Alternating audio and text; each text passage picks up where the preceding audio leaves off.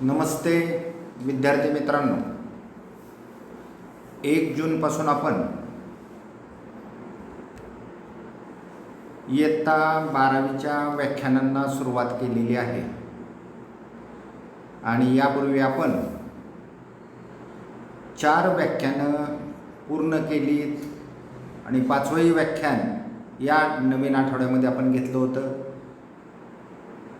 4 पैकी 2 व्याख्यानं जी मागील आठवड्यात झाली ती 2 व्याख्यानं आपण सैद्धांतिक विषयाची घेतली होती आणि 2 व्याख्यानं हे प्रात्यक्षिकाच्या संदर्भात घेतलेली होती.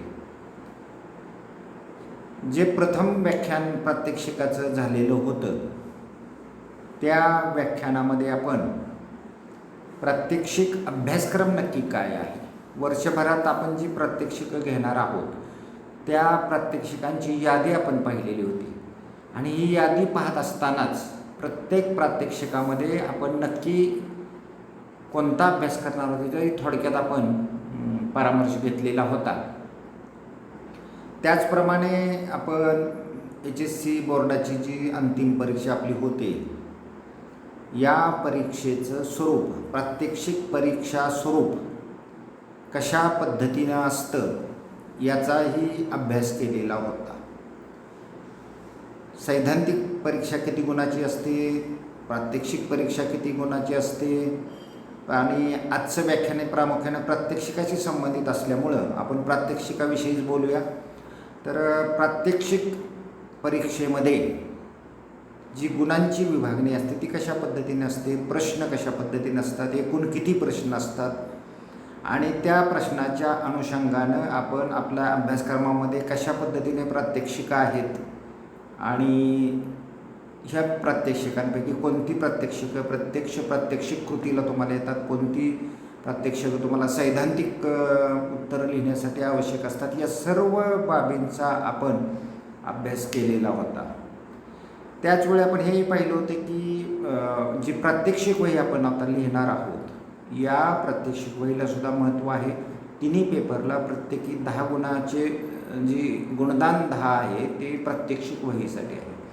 त्यामुळं साहजिकच तुम्ही प्रात्यक्षिक वही सुबक हस्ताक्षरात लिहिली पाहिजे, स्वच्छ ठेवली पाहिजे. त्यामध्ये वेळोवेळी जिथं जिथं आवश्यक आहे तिथं आकृत्या काढल्या पाहिजेत. काही ठिकाणी आपण रंगीत काम ह्या पेपर 3मध्ये तुम्हाला करायचं आहे, जसं की भित्तीपत्रक तयार करणे, माहिती पुस्तिका तयार करणे, हस्तपत्रक तयार करणे, रंगीत फुगे असतील, आकाशातील फुगे ज्याला आपण म्हणतो. तर या सर्व बाबी जर तुम्ही नेटनेटक्या स्वरूपात केल्या लिखाणासहित तर मग तुम्हाला प्रात्यक्षिक वहीसाठी असणारे 10 गुण मिळून जातात.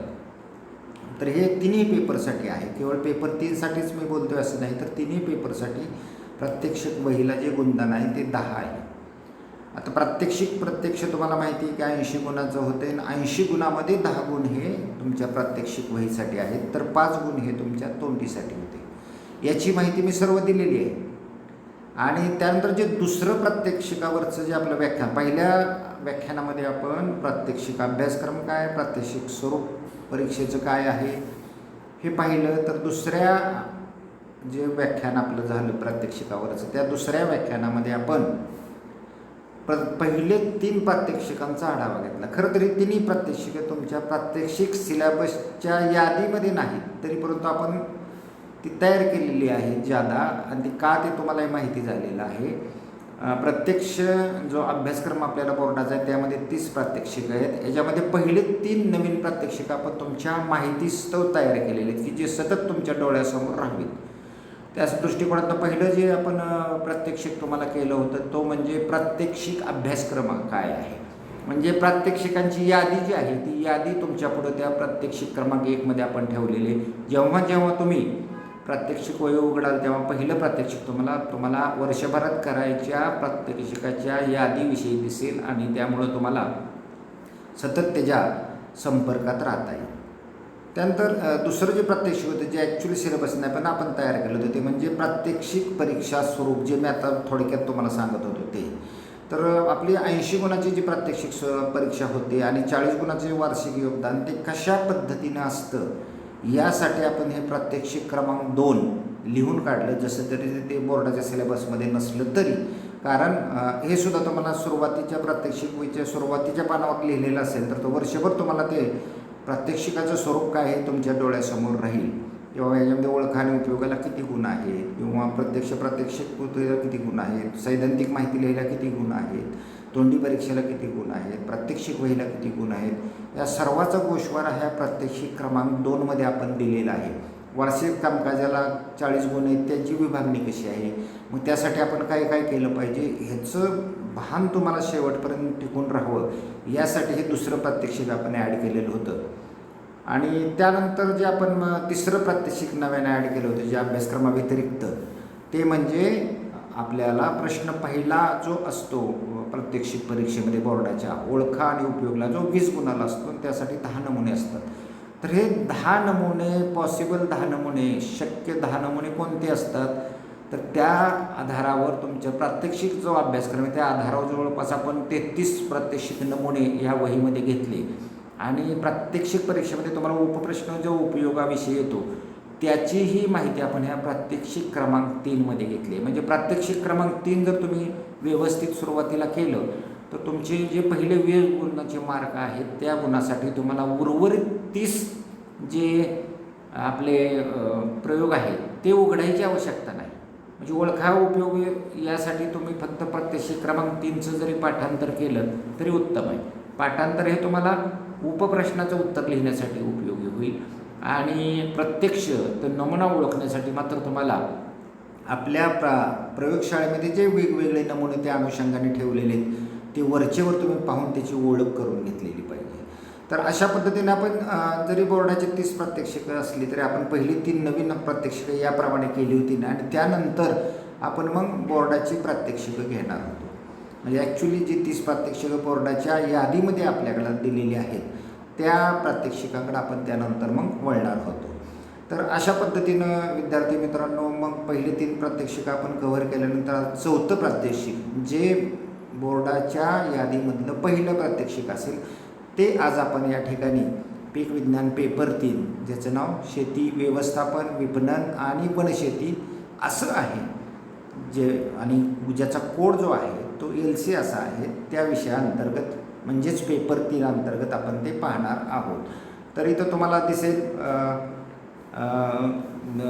जे प्रात्यक्षिक क्रमांक 4 आहे आणि प्रात्यक्षिकाचं नाव जे द्यायचं आहे तुम्हाला ते आहे पीक योजनेचा अभ्यास व पीक योजना तयार करणे. आता हे जे नाव आहे तुम्ही पहिल्यांदा अनुक्रमणिकेत लिहिले पाहिजेत. पहिले 3 प्रयोग तर तुम्ही लिहिले असतील. 4था प्रयोग म्हणून प्रात्यक्षिकाचं नाव त्या ठिकाणी लिहायचं पीक योजनेचा अभ्यास आणि पीक योजना तयार करणे. फक्त आपण आता तारखा देत नाही, तारखा का देत नाही याचंही विश्लेषण मी मागील व्याख्यानामध्ये केलं आहे. ते आता मी पुन्हा त्याची उजळणी ह्या ठिकाणी करणार नाही. ज्यावेळी तुम्ही प्रत्यक्ष याल वर्गामध्ये त्यावेळी त्याविषयी मी आणखी बोलेन. तर आजचं जे प्रात्यक्षिक आहे ते म्हणजे पीक योजनेचा अभ्यास आणि पीक योजना तयार करणे. म्हणजे आपल्या भागामध्ये पीक योजना कशा पद्धतीने तयार करायची याचा अभ्यास आपण या ठिकाणी करणार आहोत. आता पीक योजनेचा अभ्यास करत असताना सर्वप्रथम आपण काय पाहिलं पाहिजे तर पीक योजना म्हणजे काय, किंवा पीक योजनेची व्याख्या कशी केली जाते हा भाग आपल्याला सैद्धांतिकमध्ये सुद्धा पुन्हा शिकायला मिळणार आहेच.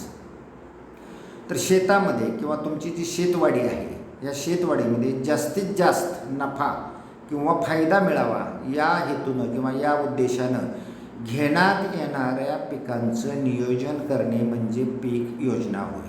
म्हणजे तुमच्या शेतवाडीवर एकामागून एक जी पिकं घेणार आहात त्या पिकांमध्ये जे क्रम असेल तो पिकांचा क्रम असेल तो क्रम कसा असेल, त्यांची लागवड कशा पद्धतीने केली जाईल याचं एक निश्चित नियोजन म्हणजे पीक योजना होय. किंवा अन्य भाषेत तुम्हाला सांगायचं झालं तर तुमच्या शेतवाडीमध्ये किंवा शेतामध्ये जे शेतीचे विविध तुकडे आहेत, शेत जमिनीचे विविध तुकडे आहेत, त्या तुकड्यांमध्ये विविध हंगामात एका वर्षातील विविध हंगामात कोणकोणती पिकं घेणार आहात त्याच्या लागवडीची रूपरेषा ठरविणे म्हणजे पीक योजना होय. थोडक्यात पीक योजना म्हणजे काय तर तुमच्या शेतीवरती तुमच्या शेतवाडीवरती ती 10 एकराची असेल, 20 एकराची असेल, 25 एकराची असेल, जी काही शेतवाडी असेल तुमची त्या शेतवाडीमध्ये जी तुम्ही पिकं घेणार आहात त्या पिकाचं एक क्रम ठरवणे, कोणत्या पहिल्या खरीपामध्ये जर कोणतं पीक घेतलं तर मग रब्बीमध्ये कोणतं घ्यावं, उन्हाळ्यामध्ये कोणतं घ्यावं किंवा वार्षिक पीक घेतले तर त्यानंतर कोणतं पीक घ्यावं, या पद्धतीनं पिकाची योजना ठरविणे म्हणजे पीक योजना किंवा पिकांचं नियोजन ठरवणे म्हणजे पीक योजना होय. मग ही पीक योजना संपूर्ण शेतासाठी करायची असेल किंवा वेगवेगळ्या तुकड्यांसाठी तुम्ही करू शकता. तुमच्या 10 एकरामध्ये तुम्ही 5 वेगवेगळे तुकडे केलेत, प्रत्येक तुकड्यासाठी एक वेगळी पीक योजना किंवा सर्वंकष एकच पीक योजना तुम्ही तुमच्या शेतवाडीसाठी या ठिकाणी करू शकता. तर अशा पद्धतीनं आपण पीक योजनेची व्याख्या पाहिली. त्यानंतर आपण पाहणार आहोत पीक योजनेचे उद्देश काय आहेत. तर हे उद्देश स्क्रीनवरती तुमच्या डोळ्यासमोर आता या ठिकाणी दिसत आहेत. पीक योजनेचे उद्देश किंवा पीक योजनेचे आपण फार फायदे म्हणूया किंवा पीक योजना नक्की कशासाठी करायची असते. तर पिकांची योग्य योजना केल्यामुळे कोणकोणत्या बाबी आपल्याला सुसह्य होतात किंवा कोणकोणत्या बाबींची आपल्याला अगोदरच कल्पना येऊ शकते त्याचे मुद्दे या ठिकाणी दिलेले आहेत. आता हा पहिला मुद्दा पहा, शेतवाडीवर कोणत्या पिकाचे उत्पादन घ्यायचे. आपण व्याख्येमध्येच बघितलं होतं कोणती पिकं निवडायची पीक योजनेमध्ये, याचा आपल्याला अगोदरच अभ्यास करून कल्पना करता येते. तर शेतवाडीवर आता वेगवेगळे पिकं असतात, तुम्ही 11वीमध्ये शिकला आहात. काही अन्नधान्याची पिकं आहेत म्हणजे ज्याला आपण तृणधान्याची पिकं म्हणूया, जसं की ज्वारी, बाजरी, गहू, मका इत्यादी.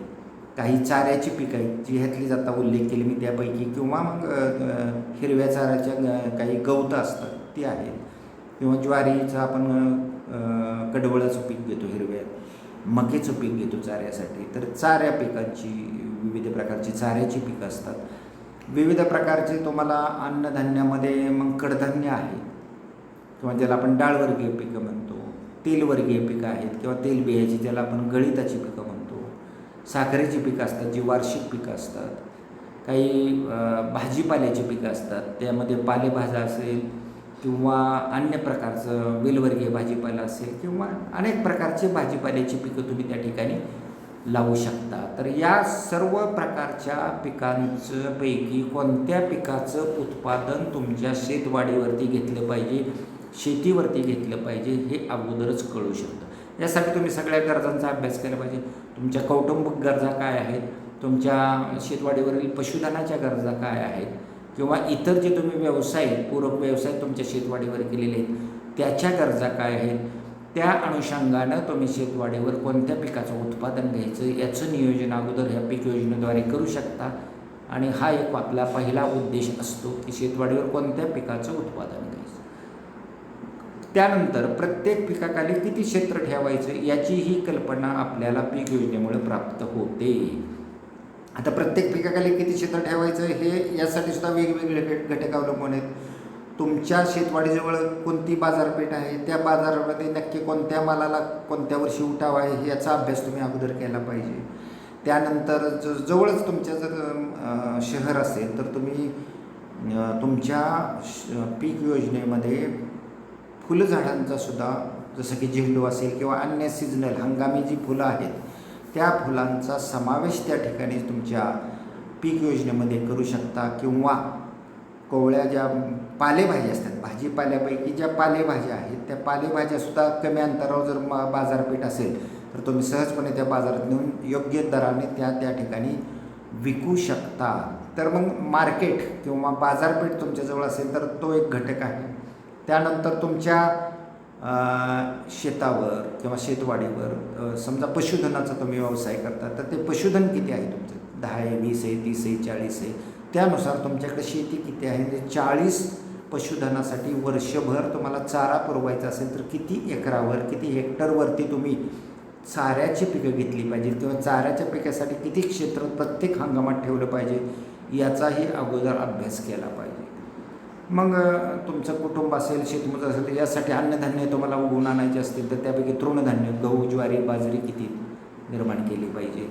किंवा नगदी पिकं महत्त्वाची असतात. नगदी पिकं जे आहेत ते वर्षभर शेतकऱ्याला पैशाचा ओघ बी चालू राहावा लागतो, त्याची आर्थिक संपन्नताही व्हावी लागते, आर्थिक गरजाही भागवायच्या असतात आणि त्यासाठी तुम्हाला काही नगदी पिकांचाही समावेश तुमच्या या ठिकाणी करायचा असतो. आणि मग या सर्व पिकाखाली क्षेत्र किती ठेवावं, त्या शेतकऱ्याकडे एकूण क्षेत्र किती आहे, पूरक व्यवसाय किती आहेत, त्या अनुषंगाने कोणती पिकं आपल्याला ठेवायची आणि त्या पिकाखाली किती क्षेत्र ठेवायचं याचा अंदाज या ठिकाणी आपल्याला बांधता येतो. त्यानंतर तुम्हाला जे पूरक पिकं आहेत आणि त्याखालचे क्षेत्र किती आहेत ते त्याचा विचार करा. काही स्पर्धात्मक पिकं असतात, ती पिकं कोणती कोणती ठेवायची, त्याच्याखाली क्षेत्र किती ठेवायचे याचाही विचार आपण त्या ठिकाणी केला पाहिजे. शेतवाडीवरील उपलब्ध सुविधाच्या अनुषंगाने पिकाची निवड कशी करावी. आता जे वेगवेगळे घटक पाहत असताना तुमच्या शेतवाडीवरती ज्या सुविधा आहेत, जी साधनं आहेत किंवा ज्याला आपण निविष्ठ असं म्हणूया, तर यांचे पुरेपूर वापर होईल या दृष्टिकोनातनं पिकाची निवड कशी करायची की जेणेकरून ह्या सुविधा आणि स्रोत जे आहेत तुमच्याकडे, स्रोत अनेक असतील, पाण्याचे स्रोत असेल, आणखी काही स्रोत असतील, या स्रोतांचा सुद्धा काटेकोरपणे त्या ठिकाणी तुम्हाला वापर करता आला पाहिजे. आणि त्या काटेकोर वापरासाठी मग पीक योजना चांगल्या पद्धतीने अगोदरच तुम्ही तयार केली पाहिजे. कौटुंबिक गरजा बघताल, हवामान बघताल किंवा अन्य फॅक्टर्स आहेत, तुमच्या शेतीवाड्यातील व्यवसाय बघताल, त्याचवेळी तुमच्याकडे उपलब्ध असलेल्या सुविधा किंवा निविष्ठा किंवा साधने, उपकरणे, अवजारे ज्याला आपण म्हणूया, या सर्व बाबींचा अभ्यास करून तुम्ही पिकं कोणती निवडायची याचा विचार केला पाहिजे. कारण पीक निवडत असताना तुमच्याकडे उपलब्ध अवजार असली पाहिजे. पूर्व मशागतीची अवजारं पाहिजेत, आंतर मशागतीची अवजारं पाहिजेत, काढणी आणि मळणीसाठी लागणारी काही यंत्र जवळपास उपलब्ध पाहिजेत. ह्या सगळ्या बाबीचा उपयोग तुम्हाला पीक योजना तयार करताना करावा लागतो. आणि पीक योजना अशा पद्धतीने मग तुम्ही अभ्यासपूर्वक तयार केली की मग तो आपला उद्देश शेतीवाडीचा चांगला सफल होतो. प्रत्येक पिकासाठी आणि उत्पादनासाठी एक अंदाजपत्रक तयार करणे हा पण एक पीक योजनेचा उद्देश असतो. अगोदरच तुम्ही पीक योजना केली की त्या पीक योजनेला अंदाजे उत्पादन खर्च किती लागेल याचं तुम्हाला अंदाजपत्रक तयार करता येतं.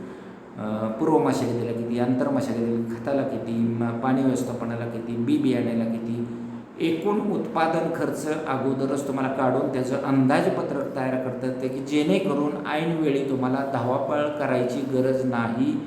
तुम्ही योग्य वेळ अगोदरच तुमच्या अर्थ नियोजनाचं काम करू शकता. आर्थिक किंवा ज्याला आपण वित्त नियोजनाचं म्हणूया काम करता येतं. तर पीक योजनेमुळं असे 5 ते 6 वेगवेगळे उद्देश सफल होऊ शकतात. प्रात्यक्षिकामध्ये जो दुसरा प्रश्न तुम्हाला असतो त्यामध्ये हे प्रश्न विचारण्यासारखे असतात. पीक योजनेचे उद्देश लिहा. तुम्हाला माहिती या ठिकाणी आपण सुरुवातीलाच पाहिले होते की 3 पैकी 2 प्रश्न सोडवायचे असतात. प्रत्येक उपप्रश्नाला 5 गुण असतात.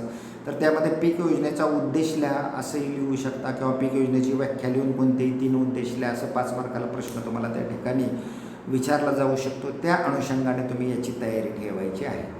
त्यानंतर विद्यार्थी मित्रांनो, पुढचा जो मुद्दा आहे तो म्हणजे पीक योजना. मग चांगली पीक योजना कोणाला म्हणायचं, त्यासाठी कोणकोणत्या मुद्दे आपण आहेत ते पाहूया.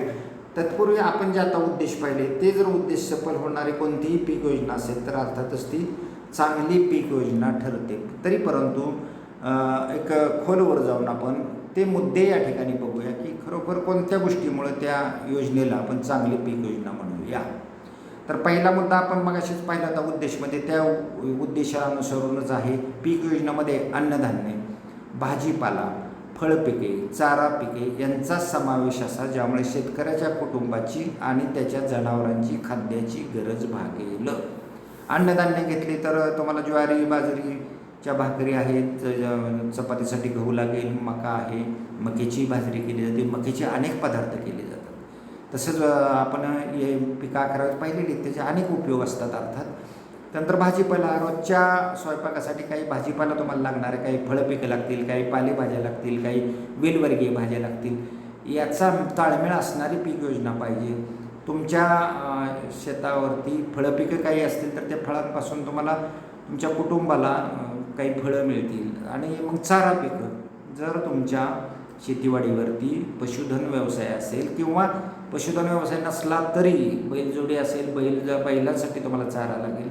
जर दुधाचा व्यवसाय केला तर तुमची गाई आणि म्हशी असतील तर त्यासाठी तुम्हाला ज्वारी किंवा अन्य चाऱ्याची पिकं, मका असेल, बाजरी असेल किंवा वेगवेगळे ग्रासेस, गवत असतील यांचा उपयोग त्यासाठी लागतो. म्हणून अशा पिकांचा ज्या योजनेमध्ये समावेश असतो त्या योजनेला आपण निश्चितच चांगली योजना असं म्हणतो. त्यानंतर दुसरा जो मुद्दा आहे तो म्हणजे पीक योजनेत पिकाची फेरपालट योग्य असावी, तसेच योग्य प्रकारचे मिश्र आणि आंतरपिके यांचा समावेश असावा. आता फेरपालट करत असताना तुम्ही एक गोष्ट पाहिली पाहिजे. एखाद्या हंगामात तुम्ही जर मुळांच्या रचनेचा विचार केला, तंतुमय मुळं असलेली पिकं घेतली, तर दुसऱ्या आगंतुक मुळं ज्याला आपण म्हणतो, दुसऱ्या हंगामामध्ये आपण सोटमुळं असलेली खोलवर जाणारी पिकं घेऊया मुळं, की जेणेकरून म्हणजे तुमच्या जमिनीमधील जो कस आहे किंवा जे खतं आहेत त्याचा पुरेपूर वापर त्या ठिकाणी केला जाईल आणि पिकाच्या वाढीवरती सुद्धा चांगला परिणाम होईल. पिकाच्या दरवर्षी तुम्ही एकाच पद्धतीची मुळं असलेली पिकं घेऊन चालणार नाही. एखाद्या हंगामात तुम्ही विरळ लांब अंतर लावणारी पीक घेतली तर दुसऱ्या हंगामात तुम्हाला दाटीवाटीने लावलेली पिकं घ्या, की जेणेकरून तण आणि इतर बाबींचा तिथं प्रादुर्भाव होणार नाही. अनेक प्रकारचे एकाच कुटुंबातले पिकं वारंवार न घेणं, कारण किडी कीटक आणि रोगाला त्यामुळं थारा मिळू शकतो.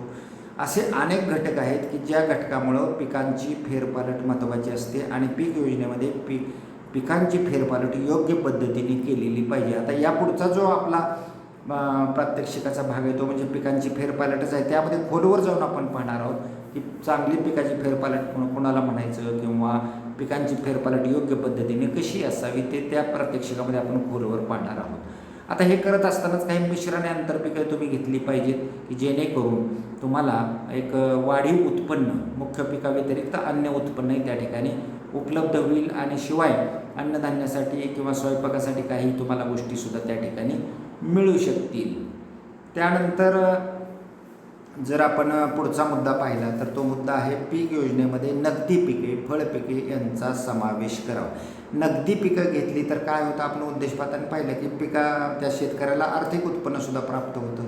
केवळ खायची सोय भागली म्हणून चालत नाही त्याची आणि जनावरांची, तर त्याला बाकीच्या व्यवहारासाठी बाकीच्या कारणासाठी आर्थिक किंवा पैशाची गरज असते आणि ती पैशाची गरज भागवणारी काही नगदी पिकं आहेत त्याचासुद्धा समावेश आपण आपल्या पीक योजनेत केला पाहिजे. फळपिकं खाण्यासाठी आहे किंवा नगदी पिकं म्हणून सुद्धा फळांचा तुम्ही पीक योजनेत वापर करू शकता.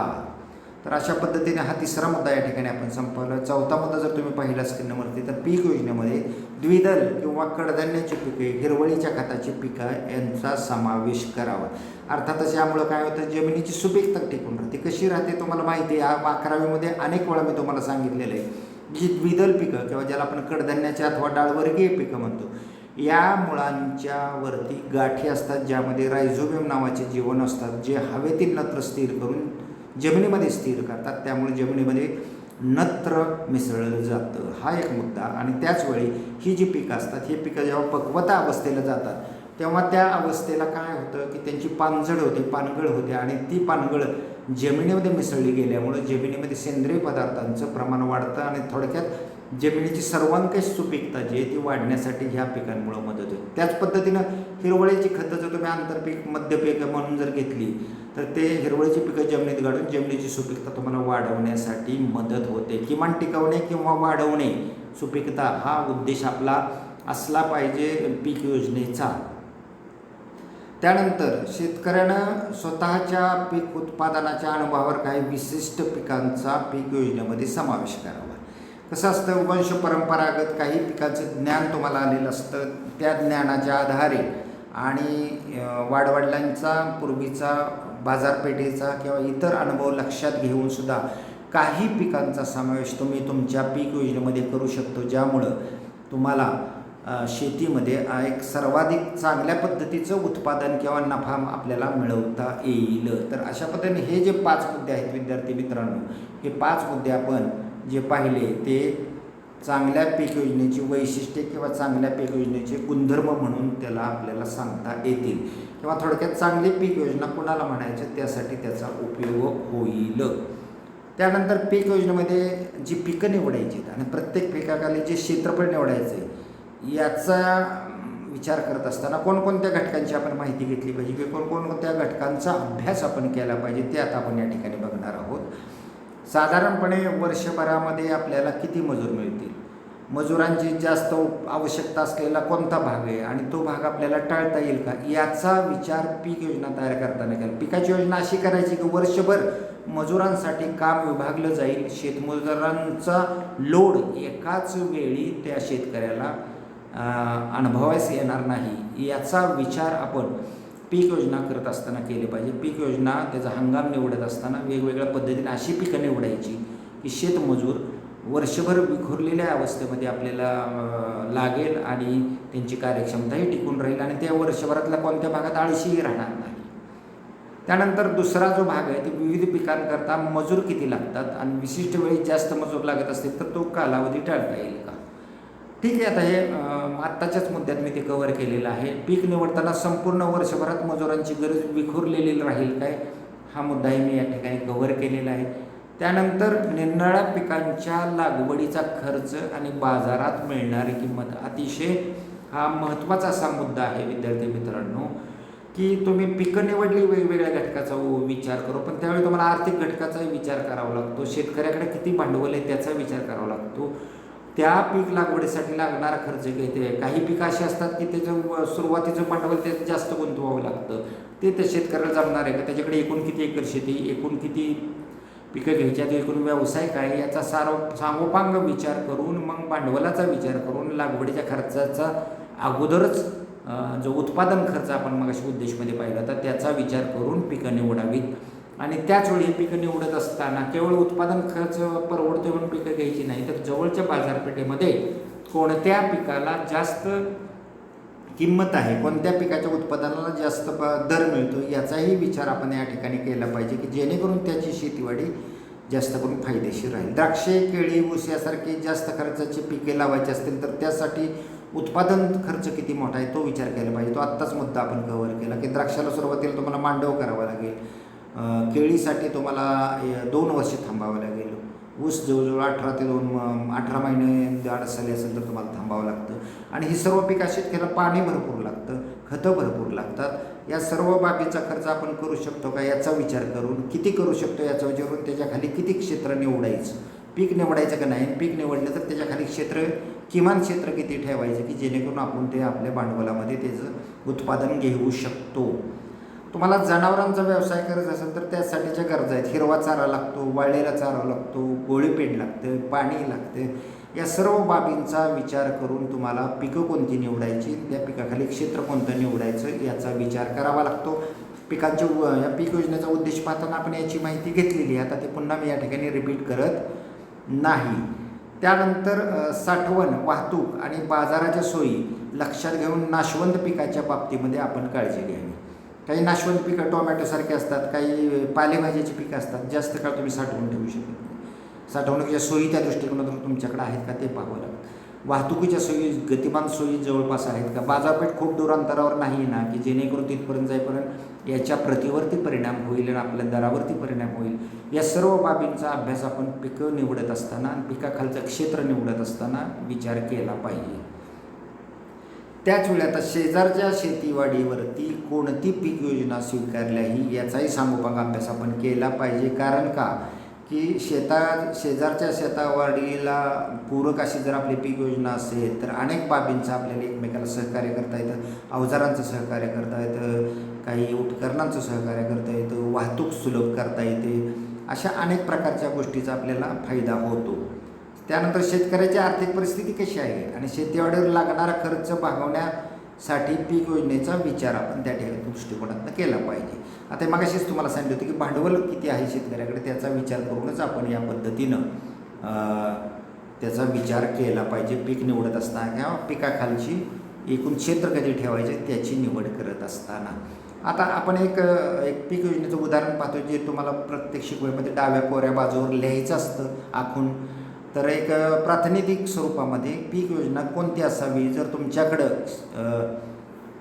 एकूण 10 एकर क्षेत्र असेल आणि त्यातले 10% म्हणजे 1 हेक्टरवरती तुम्ही सगळ्या योजना केल्या असतील, इमारतीच्या, गोठ्याच्या किंवा अन्य व्यवसायासाठी लागणाऱ्या इमारती बांधल्या असतील, तर उर्वरित 9 हेक्टरसाठी आपण पीक योजना कशा पद्धतीने राबवली पाहिजे याचं एक उदाहरण तुम्हाला या ठिकाणी दिलेलं आहे. हे उदाहरण कशासाठी, शहरालगत असलेलं 10 हेक्टर जमिनीसाठी आहे. पिकामध्ये गहू पीक असेल, माती वालुकामय असेल, कर्जासाठी सोयीची पीक योजना आहे का ह्याचा विचार करून मग कशा पद्धतीनं निव्वळ लागवडी योग्य क्षेत्र जे आहे ते इथं 10पैकी 9 हेक्टर म्हटले, उर्वरित 1 हेक्टरवर अन्य रचना किंवा इमारती शेतीवरती केलेल्या आहेत. तर ह्याच्यामध्ये आपण कशी योजना करूया, तर तुमचे जर समजा एकूण प्लॉट क्रमांक टाकायचे आहेत, त्यानंतर खरीप, रब्बी आणि उन्हाळी असा हंगाम करायचा आहे. हे प्लॉट तुमचे कसे आहेत, पहिले 4 प्लॉट आहेत ते 2-2 हेक्टरचे आहेत आणि एक शेवटचा 1 हेक्टरचा आहे.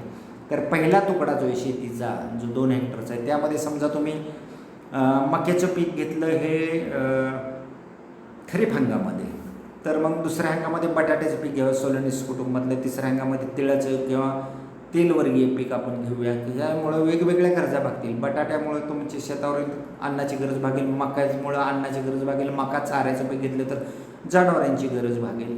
तिळामुळं तुम्हाला तेलवर्गीय पीक प्राप्त झाल्यामुळे तुम्ही तिळाच्या अनेक गोष्टी घरात तुम्हाला करता येतात आणि तेलाचाही तिळाचा वापर तेलासाठीही तुम्हाला करता येतो. दुसरा जो पीक आहे त्याच्यामध्ये समजा तुम्ही एक कडधान्याचं पीक घेतलं किंवा ज्याला आपण भुईमुग असं म्हणूया खरीपामध्ये 2 हेक्टरवरती, तर दुसऱ्या हंगामात तिथं तुम्हाला अन्य घ्यायचं, म्हणजे कडधान्याच्या ऐवजी तृणधान्याचं पीक घ्यावं, गव्हासारखे, की जी गहू तुम्हाला वर्षभर चपातीसाठी लागेल, तुमच्या शेतमजुराला देण्यासाठी लागेल आणि मग उर्वरित तुम्ही बाजारात विकू शकता. तिसरा परत तुम्ही यायचं ते डाळवर्गीय पिकाकडे यायचं, ज्याची तुम्हाला सांगितलं की पानझड होते किंवा त्याच्या मुळावरील गाठीमुळं जीवन नत्र होतं, मग ते मुगाचं पीक घ्यावं. मूग तुम्हाला घरात वापरायला सुद्धा उपयोगी होतो, जमिनीची सुपीकता वाढायला सुद्धा उपयोगी होतो. तिसरं जे क्षेत्र 2 हेक्टरचे, असे 2-2 हेक्टरचे 4 तुकडे तुम्हाला सांगितले. एक वांगं घेतलं, एक फळभाजी घेतली, तुम्हाला वर्षभर फळभाजी तुम्हाला लागणारच आहे. त्या हंगामात तुम्ही फळभाजी म्हणून घेतलं तर दुसऱ्या ह्याच्यामध्ये कोबी घेऊ शकता, तिसऱ्या हंगामात तुम्ही मिरची घेऊ शकता उन्हाळ्यामध्ये. म्हणजे वर्षभर तुम्हाला फळभाज्यांची आणि वेगवेगळ्या कामासाठी लागणाऱ्या मिरचीची सुद्धा गरज भागवू शकेल. तुम्हाला माहिती आहे मिरची, हिरवी मिरची, लाल मिरची, मसाला तिखट, लाल तिखट यासाठी सुद्धा तुम्हाला वापरायची असते किंवा रोजच्या स्वयंपाकामध्ये हिरवी मिरची तुम्ही त्या ठिकाणी वापरू शकता, त्यासाठी तुम्हाला मिरचीचा उपयोग होईल. तर एक जर तुम्ही पाहिलं तर ही अशी निवडायची की ज्यावरती तुम्हाला अन्नधान्याची पिकं दिसतील, तेलबियाची पिकं दिसतील, कडधान्याची पिकं दिसतील, काही पिकं तुम्हाला सुपीकता वाढवणारे कडधान्य दिसतील, त्याचप्रमाणे काही फळपिकं दिसतील. या सर्वांचा जर तुम्ही सर्वंकष अभ्यास केला तर तुमच्या लक्षात येईल की ही पीक योजना ही एक आदर्श पीक योजना ठरते. बघा, 4थ्या प्लॉटवर काय घेतलं आहे, मुळा घेतला आहे, जो मुळं भाजीसाठी उपयोग होईल, उर्वरित तुम्ही पिकाल फुलकोबी घेतला आहे, टरबूज घेतला आहे. म्हणजे एकाच वेळी तुम्हाला तुमच्या शेतावरती वांगं प्राप्त होईल, कोबी प्राप्त होईल, फुलकोबी प्राप्त होईल, मुळा प्राप्त होईल, मिरची प्राप्त होईल, भेंडी प्राप्त होईल, बटाटा प्राप्त होईल, इतक्या भाजीपाला, फळभाज्या, काकडी प्राप्त होईल. तुमची वर्षभराची अन्नाची गरज भागवता येते तुमच्या कुटुंबाची, त्याचवेळी उर्वरित भाग तुम्हाला हा जवळच्या मार्केटमध्ये विकता येईल. कारण हे शेजारी शहर असणारं शेती आहे, त्यामुळे हे सर्व भाजीपाला, फळभाज्या तुम्ही चांगल्या दरानं शेजारच्या त्या शहराच्या मार्केटमध्ये जाऊन विकू शकता. म्हणजे तुमची गरज भागली, फळभाज्याची भागली, अन्नधान्याची भागली, तेलबियाची भागली, त्याचवेळी जवळच मार्केट असल्यामुळं तुम्हाला चांगल्या प्रकारे दर मिळणारे, भाव मिळणारे, आणि त्या दृष्टिकोनातनं ही जी पीक योजना तुमच्या डोळ्यासमोर मी ठेवलेली आहे ती एक आदर्शवत अशी पीक योजना म्हणता येईल. तर विद्यार्थी मित्रांनो, ही जी पीक योजना आहे इथं 9 हेक्टरचा एकूण हिशोब लागला आहे तुम्हाला माहिती. उर्वरित 1 हेक्टरवरती इमारती आहेत मी सांगितलं होतं. मग ती शेतकऱ्याचं घर असेल, शेतमजुराची घर असतील, गुरांचा गोठा असेल किंवा अन्य व्यवसायासाठी लागणारे काय अवजारांचं शेड असेल, असे धान्याचं कोठार असेल, यासाठी ते वापरलेलं आहे. तर उर्वरित 9 हेक्टरमध्ये अशा पद्धतीनं आपल्याला पीक योजना, आदर्श पीक योजना या ठिकाणी राबवता येते. तर ही पीक योजना तुम्हाला मी पूर्णपणे तुमच्या व्हॉट्सअप ग्रुपवर पाठवणार आहे. ते तुम्ही लिहून काढायचे प्रात्यक्षिक क्रमांक 4 म्हणून. ज्यांच्याकडे प्रात्यक्षिक वय आता आहेत त्यांनी ते चालू करायचं आहे, नसेल तर तुम्ही साध्या वहीत लिहून परत जेव्हा विद्यालयात याल त्यावेळी ते प्रात्यक्षिक वहीत लिहून घ्यायचं आहे. तर अशा पद्धतीनं आजचं जे प्रात्यक्षिकावरचं व्याख्यान क्रमांक 3 होतं ते संपलेलं आहे. नेहमीप्रमाणे आजच्या व्याख्यानावरती सुद्धा तुम्हाला 5 गुणांची एक वस्तुनिष्ठ स्वरूपाची मी परीक्षा देणार आहे आणि या परीक्षेचा कोडही नेहमीप्रमाणे 50 ठेवणार आहे. 50 कोड दाबून तुम्ही परीक्षा द्यायची आहे. या वेळेत नियोजित वेळेत तुम्हाला व्याख्यान पाहता आलं नाही तर नंतर प्रिव्हियस बटन दाबून पेपर 3 निवडून तुम्ही तारीख टाकून तुम्हाला हवं ते व्याख्यान 15 दिवसापर्यंत पाहू शकता आणि त्या व्याख्यानाखालची परीक्षासुद्धा त्या ठिकाणी तुम्ही देऊ शकता. तर विद्यार्थी मित्रांनो, अशा पद्धतीनं आजचं व्याख्यान पूर्ण झाले. नमस्ते.